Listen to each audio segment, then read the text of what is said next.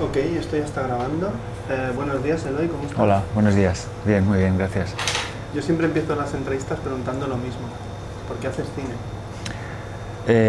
Porque me parece que es una forma de explorar mi realidad, ¿no? Lo que tengo alrededor mío. Es una forma de conocer gente, de profundizar pues, en el conocimiento de uno mismo y de los demás, y también de la propia historia, ¿no? En el Rellanos hablaba de la memoria y de lo imaginario. En Lunga Noite también hay mucha memoria y también lo imaginario. ¿Sigues por esa línea o es cosa mía? No, es verdad que en Arrayanos ya había un planteamiento de, ¿cómo decirlo?, donde los personajes están situados en un tiempo, y ese tiempo no es un tiempo, digamos, científico, histórico, matemático, físico concretado en 4 números, ¿no? 1900 tal o cual, ¿no? Y Longa Noite un poco sigue un poco esa idea, ¿no? De plantear un espacio que, aunque está ubicado en un momento histórico concreto, en este caso el franquismo y los primeros años del franquismo, la idea es que se plantea en la película también como un espacio un poco atemporal y que tiene esa idea, ¿no? Esa idea que comentaba, que Strauss siempre repetía, ¿no? Jean-Marie Strauss, que es un cineasta que es bastante influyente en mi trabajo, ¿no? Que comentaba esta idea de que, bueno, conocer la historia o hacer la revolución, decía él, es volver a traer cosas del pasado importantes pero olvidadas, ¿no? Volver a traerlas al presente. Entonces, bueno, sí que participan las dos películas de esta idea de que la historia no es una línea recta, digamos, de tipo cartesiana, científica, ¿no? Sino que en la historia hay flujos que van, que vuelven, que regresan, donde cosas del pasado pueden ser a veces más interesantes o más iluminadoras para entender el presente que los propios acontecimientos de ese momento. ¿De dónde te viene esta historia? ¿Quieres hacer algo sobre el franquismo? ¿Empiezas a leer textos relacionados con el tema y empiezas a vislumbrar lo que podía ser una película? ¿Cuál es la mecha que enciende todo esto? Es justo esto que estábamos comentando, ¿no? Esta idea de que en este momento en el que surge la película, cuando se empieza a gestar hace 4 o 5 años, leyendo para intentar entender este momento de crisis económica, social, política e institucional por el que ha pasado nuestro país en estos últimos años, yo de repente me da la sensación, un poco leyendo y un poco investigando, buscando textos, memorias, cartas, que todo ese material que se creó en el primer franquismo y que de hecho está todavía bastante disperso y fragmentado, intentar reunirlo en una película que creo que en el fondo es una película con una vigencia en la actualidad, porque pienso que un poco de aquellos polvos estos lodos, ¿no? Que hay en esa juventud, digamos, esos primeros años, esa juventud del franquismo, hay todavía muchos aspectos que son de tipo sociológico, de discurso, culturales incluso, diría, que han llegado hasta hoy. Y entonces, en ese proceso de intentar entender el presente, a partir de aquellas cosas del pasado que todavía llegan hasta nosotros, pues surge la idea, ¿no? de adaptar, de traer a la película textos, fragmentos de textos de muy diversos autores, algunos en el exilio, otros en el exilio interior, ¿no? La gente que estaba viviendo esos años desde dentro, y también esas cartas de presos y presas del primer franquismo que desde las cárceles y los campos de concentración pues estaban escribiendo a sus familias, ¿no? La película se plantea a través de 3 tiempos, ¿no? De la vuelta de alguien que ha estado preso, pero a un lugar que ya no existe. a un lugar diferente, a un lugar que él es totalmente extranjero en ese lugar. Y se acaba como perdiendo, como fusionándose con la naturaleza como única tabla de salvación. Y sobre todo en el último capítulo ya es un hombre solo, completamente. Y solo escuchamos en off, o sea, esas cartas, ¿no? Esas cartas. ¿Por qué plantear la película en estas, digamos, 3 partes o 3 episodios? ¿Y por qué así, de esa manera? O sea, esa manera de mucho diálogo y al final se va difuminando en solo una voz. Pues sí, la película está planteada, como dices, en tres partes. Hay una primera parte que digamos que sería como intenta describir el estado de las cosas y de la sociedad, digamos de la esfera pública en esos años, a través de todos esos personajes, ¿no? De ese viaje de regreso, de ese personaje que sabemos poco de él. Lo único que sabemos es que, bueno, parece ser que lo creían, ¿no? Muchos lo querían o creían que estaba muerto, y de repente la reaparición de este personaje, algo que se creía ya del pasado y superado, como viene a cuestionar eso, ¿no? Viene a cuestionar ese orden, ¿no? Y básicamente esa primera parte ocurre casi toda en espacios abiertos, en espacios públicos, ¿no? En una plaza, en la puerta de una iglesia con unos pobres, en una estación, en un bar, etc., ¿no? Claro, luego hay una segunda parte de la película que se acerca, ¿no? El personaje y la película se acerca con justamente todos aquellos que, aun estando en ese lugar, en Galicia, en aquellos tiempos, no participan de esa esfera pública, porque han sido sometidos y silenciados, ¿no? Que son un poco, bueno, todo este viaje en la noche a través del río, el encuentro con Celsa cuando le entrega la carta, ¿no? Y la historia, el monólogo de Celsa, y luego también con ese compañero de viaje, ¿no? Que cuenta un poco sus memorias y lo que pasó, ¿no? Finalmente, claro, la película ya se queda solo con el protagonista para un poco desvelar, conocer un poco mejor la historia de ese personaje que hemos acompañado pero del cual sabemos muy poco.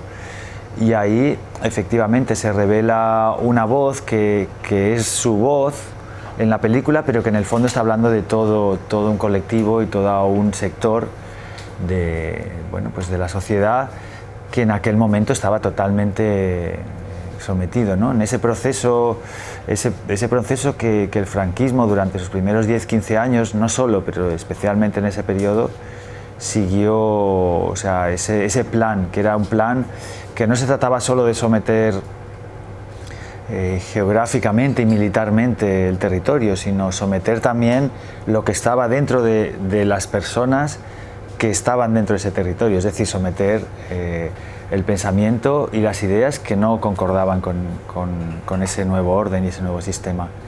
Y ahí a mí me pareció que para la película, es verdad que en los primeros guiones y planteamientos, cómo plantear ese espacio de reclusión física se planteó de una manera más literal, ¿no? Incluso estuvimos viendo localizaciones para que ese estado de prisión y de falta de libertad fuera un espacio físico con muros, etcétera, ¿no? Con verjas y tal. Pero luego poco a poco me pareció que quizás justamente ese contraste entre un personaje que aparentemente está libre y que aparentemente está como, bueno, en la naturaleza, ¿no? Más caminando, huyendo, no sabemos, yendo hacia un lugar, mostraba mejor esa idea de que era una lucha más en el terreno de las ideas, más en el espacio mental, y que realmente no hay, en ese momento y en ese sistema, en un fascismo, en el caso del franquismo español, que no había escapatoria. Y entonces ese personaje, bueno, poco a poco vamos viendo, ¿no? Como al principio parece que tiene una actitud más activa y más de dirigirse hacia un lugar, y luego poco a poco vamos viendo que se va, como decíamos en la fase de montaje, ¿no? Se va convirtiendo poco a poco casi en un zombie, ¿no? En alguien que ya no tiene voluntad propia, un espectro, o alguien que no tiene voluntad propia, y que, como va diciendo las propias cartas, ¿no? Esas cartas que son cartas reales, ¿no? Que un preso es un ser vivo muerto que no tiene voluntad propia, ¿no? simplemente sigue las órdenes de quien le manda. Se va convirtiendo en un personaje de Bélatar, ¿no? Casi. Sí, un personaje, sí, un poco esa idea de, sí, alguien que de repente se levanta y es una especie de sonámbulo, ¿no? Sí. Bueno, supongo que coger a Mauro Herce para que haga la cinematografía sí. Resulta casi evidente, ¿no? La pregunta. Pero ¿cómo trabajas la fotografía con él? Porque hay momentos, una cosa muy natural, muy física, después hay otros momentos, como te he comentado, muy artificiales, muy como de imaginarios, como crear, los personajes se crean un espacio que en realidad no existe, pero ellos lo recuerdan así, ¿no? Como un tiempo Exacto. pasado que no volverá. O sea, como la frustración de que han perdido su vida, ¿no? Que la guerra ha fraccionado su vida y no volverá ese tiempo, esa Arcadia feliz, ¿no? Que ellos vivían, ¿no? Sí, se trataba justamente de eso, de también a nivel visual y cinematográfico y a nivel de fotografía, poder construir ese espacio que no es un espacio literal, realista, sino que está mostrando, bueno, pues esa dialéctica de lucha, ¿no? Entre el individuo que intenta salvaguardar ya no solo su ideario político, sino las propias características de cualquier ser humano, ¿no? El amor, el deseo de ver a la familia, todo eso, contra esa maquinaria, esa maquinaria muy bien organizada y aparentemente caótica, pero que en el fondo tiene justamente en ese caos un plan para someter las ideas, ¿no? Y someter a cualquier mínimo espacio de disidencia, ¿no? Aunque sea solamente mental, ¿no? Casi como una idea muy de nacionalcatolicismo, del pensamiento, ¿no? Ya como un pecado, ¿no? Y entonces por ahí en ese trabajo fuimos viendo también que con Mauro que el trabajo que por un lado hay una parte, digamos, más naturalista, digamos, y que poco a poco la película se va transformando también en ese espacio, como decíamos, ¿no? Más mental y más, sí, más abstracto un poquito, ¿no? Un poquito más abstracto. El trabajo con Mauro, claro, Mauro y yo nos conocemos desde la escuela de cine, entonces somos, digamos, compañeros de viaje desde hace un montón de años, lleva para 15, 20 años. Yo he trabajado con él en todas mis películas después de la escuela de cine y es un trabajo, bueno, somos como una especie de viejo matrimonio, trabajando juntos entre hermanos y viejo matrimonio, para lo bueno y para lo malo. Hay muchísima confianza, hay un entendimiento mutuo. Digamos que creo que nos gusta, tenemos además de los mismos referentes del tipo de cine que queremos hacer, también tenemos una forma de trabajo en la que nos sentimos cómodos. Y es una forma de trabajo a la que le gusta planear las cosas, pero también que haya siempre un espacio para lo imprevisto y para trabajar un poco fuera de la zona de confort, ¿no? Y los rodajes, pues bueno, son intensos, ¿no? Porque con Mauro y yo somos los dos bastante perfeccionistas y metódicos, y entonces podemos llegar a estar discutiendo durante media hora y parar un rodaje media hora para decidir 2 centímetros de la altura del trípode o si la lente al final va a ser un 35 o un 40 milímetros, no sé, porque creemos que ahí es donde realmente está también el cine, ¿no? Y el punto de vista, ¿no? En cómo se está mostrando eso, no solo en el contenido, en lo que se está contando, sino sobre todo en cómo se está contando, ¿no? Háblame también del proceso de montaje que montas con Patricia Saramago, que es una mujer que ha trabajado con Rita Acevedo, con Pedro Costa, sí. O sea, un tótem de este tipo de cine. ¿Cómo la contactas y por qué ella y ninguna otra persona? Sí, porque eres infiel a Manuel Muñoz Rivas.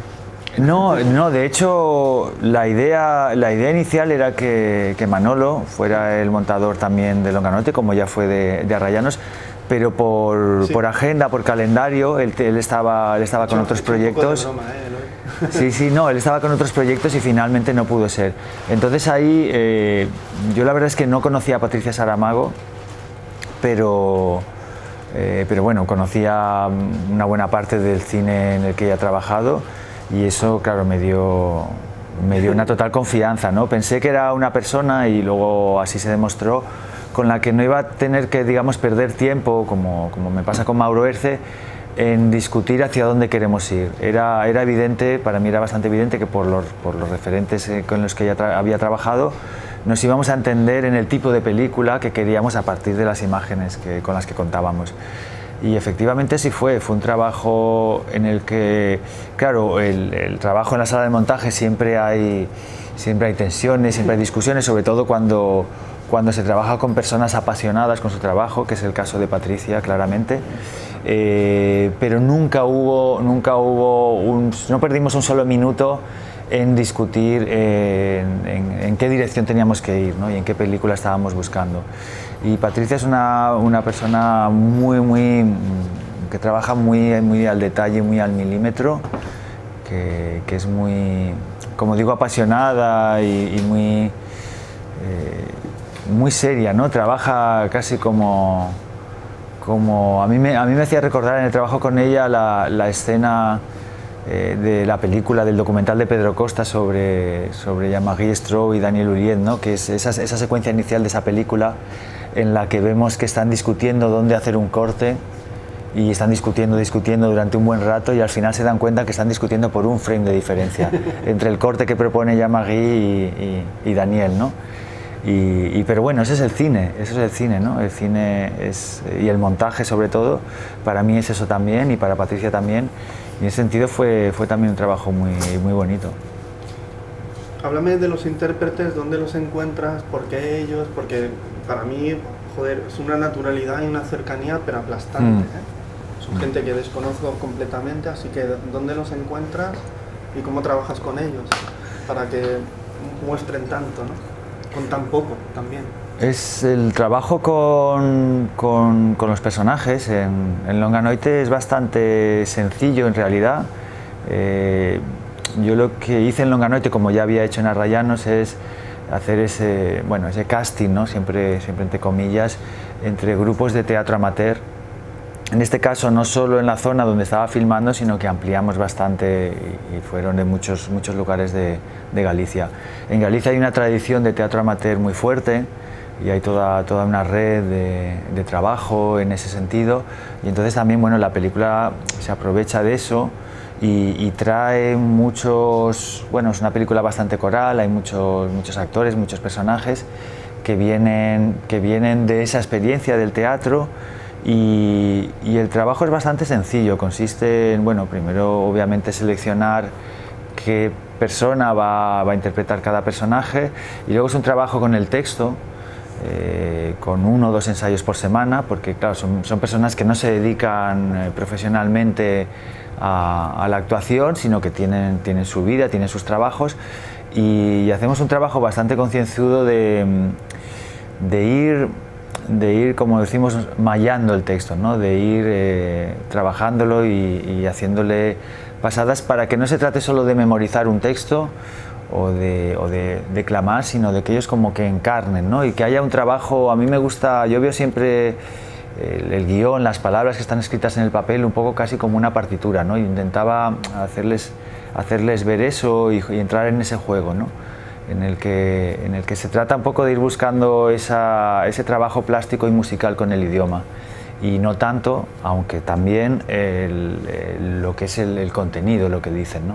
También para intentar evitar, trabajando de una manera plástica y musical, las frases, las pausas, los tonos, las entonaciones, intentar evitar ese pequeño, bueno, ese gran problema que veo yo muchas veces en el cine de psicologizar, ¿no?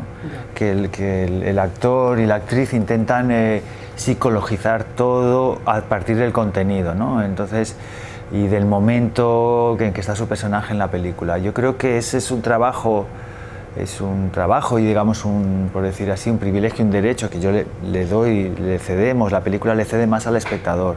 Que sea el espectador que tenga esa libertad para decidir de qué manera se relaciona con los personajes, y que ellos no vengan ya cargados de todo de todo una especie de connotación, ¿no? De ahora es el momento triste, ahora es el momento triste, ahora es el momento en que estamos contentos, ahora es el momento en que tenemos miedo, ¿no? Y creo que el cine, bueno, el cine actual peca mucho de eso, ¿no? Está muy psicologizado y es muy sentimental, digamos. Y es un sentimentalismo que de hecho al final impide que el propio espectador construya y sienta sus propios sentimientos, ¿no? Y entonces por ahí hay todo ese trabajo de meses, como decía, para que ellos lleguen también al rodaje que dentro de ese corsé, que es esa partitura, también ellos se sientan libres luego de interpretarla, ¿no? Y creo que por ahí también eso que decías, ¿no? De que se siente que sí, hay una partitura, pero que dentro de esa partitura ellos están cómodos, están siendo ellos mismos, ¿no? En esa interpretación. Sí, cada uno la toca a su manera, ¿no? Sí, exacto. La película se presenta en Locarno. ¿Cómo fue el recibimiento? Porque es un público totalmente ajeno al franquismo, a la guerra y tal. O lo tiene más alejado, ¿no? Sí, lo tiene más alejado, pero la intención con Longanoite siempre fue que fuera una película que desde lo local tuviera, digamos, una reflexión o pudiera plantear una reflexión de tipo universal alrededor del fascismo, ¿no? De una sociedad totalitaria de corte fascista, como fue el franquismo, pero que tiene, por desgracia en este caso, pues también rimas y vínculos y lecturas en otros lugares donde han ocurrido cosas parecidas, ¿no? Y en ese sentido la película ha sido, bueno, ha viajado bastante y está siendo bien recibida, porque creo que se entiende bastante bien que la película... En algunas plazas, como dirían los entendidos. Sí, en algunas buenas plazas, y se entiende que no es una película que está tan bueno, cuyo objetivo no es tanto contar el qué, ¿no? No es una película que tenga voluntad de un realismo historicista, vamos a reproducir la batalla de no sé qué o los momentos previos al desembarco de no sé cuánto, sino que es más bien sobre el cómo, ¿no? Sobre cómo se articula a nivel de todos los estratos sociales, desde unos pobres frente a una iglesia pidiendo hasta un candidato a cacique, alcalde local.